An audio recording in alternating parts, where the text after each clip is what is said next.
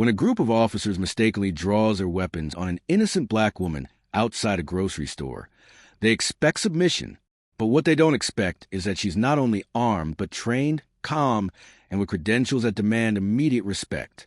What follows is a powerful confrontation that reveals deep-rooted prejudice, systemic fear, and a lesson they'll never forget.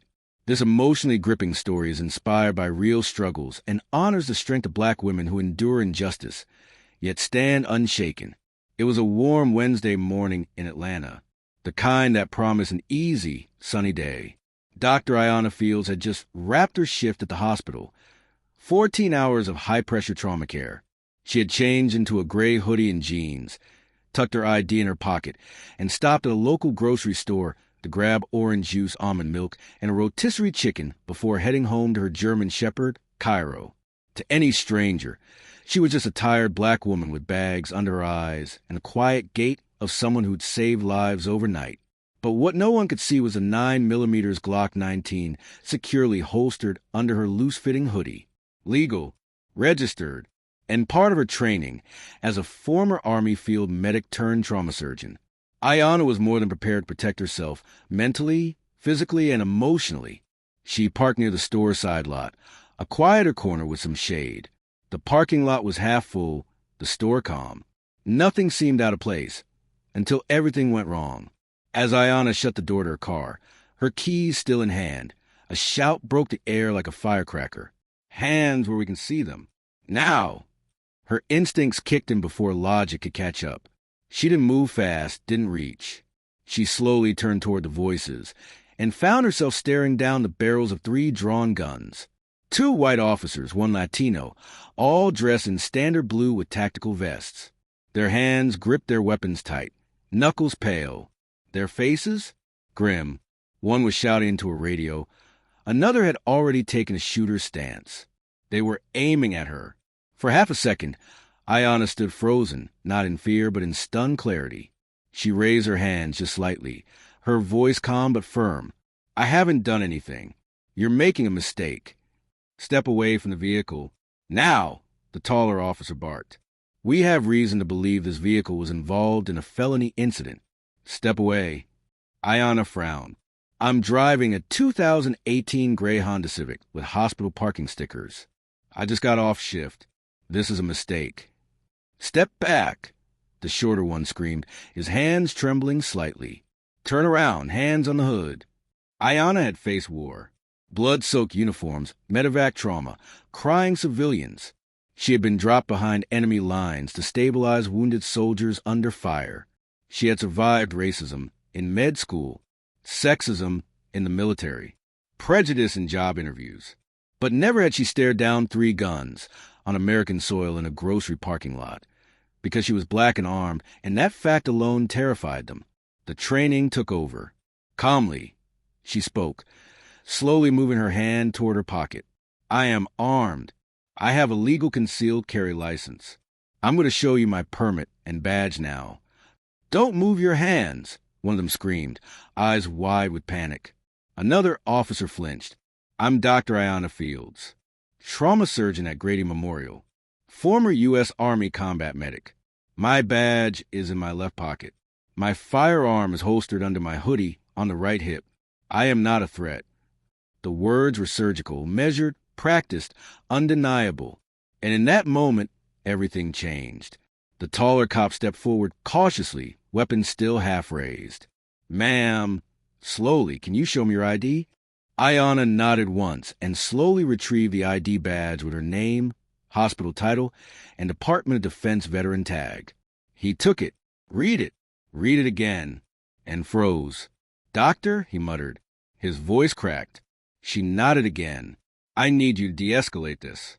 I'm not a threat, but you aim guns at a law-abiding black woman doing nothing wrong. That can't go ignored." The third cop muttered, "This isn't the suspect." "Dispatch," said gray sedan. "Plates don't match," the taller one said, scanning his tablet. Yeah, it's not her. It's not even close." Ayanna clenched her jaw. "You never confirm before drawing weapons?" The silence was deafening. What the officers didn't notice, but Ayanna had, was that a small crowd had gathered. Shoppers. A man recording with his phone. A mother shielding her child's eyes. Another black woman across the parking lot was quietly crying. This wasn't just a mistake. It was a pattern. Ayanna stood taller, keeping her hands visible, voice steady. You don't get to just say my bad and walk away. You need to call a supervisor. Now. Still stunned, the taller officer nodded and stepped away, radioing in. The second one, still visibly shaken, finally holstered his weapon. You handled that well. She looked him dead in the eye. I had to. You were ready to kill me. As the supervisor arrived and tried to smooth things over, Ayanna didn't raise her voice. She didn't cry.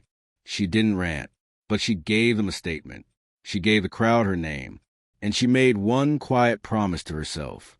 They don't get to forget this. I will make sure the world knows what happened today. This wasn't over. Part 2 will follow her demand for accountability, the media's reaction, her confrontation with the police department, and how one woman's poise and training exposed a system too used to pulling triggers before asking questions. Ayanna woke up in her apartment at 6:42 a.m., not because she had a shift, not because her alarm rang, but because her body was still in survival mode. She sat on the edge of her bed, Cairo nuzzling against her knees, her breath caught in her chest. She wasn't physically harmed yesterday, but the humiliation, the danger, and the anger haunted her. She picked up her phone. There were already 3 voicemails, one from the precinct, one from the hospital's diversity officer, and one from an unfamiliar number that, when she played the message, made her sit up straighter. Dr. Fields, my name is James Porter. I'm a civil rights attorney. I saw the footage. I believe you have a case. Please call me back. That video. Someone from the parking lot had uploaded the footage, starting just as the guns were raised, showing Ayanna's composure, her words, her identification. The moment the officers realized they had made a serious mistake, the clip was shared on Twitter and TikTok overnight. In less than 18 hours, it had hit 2.2 million views. Hashtags were trending. Hashtag wrong black woman. Hashtag Dr. Fields did nothing. Hashtag trained and targeted.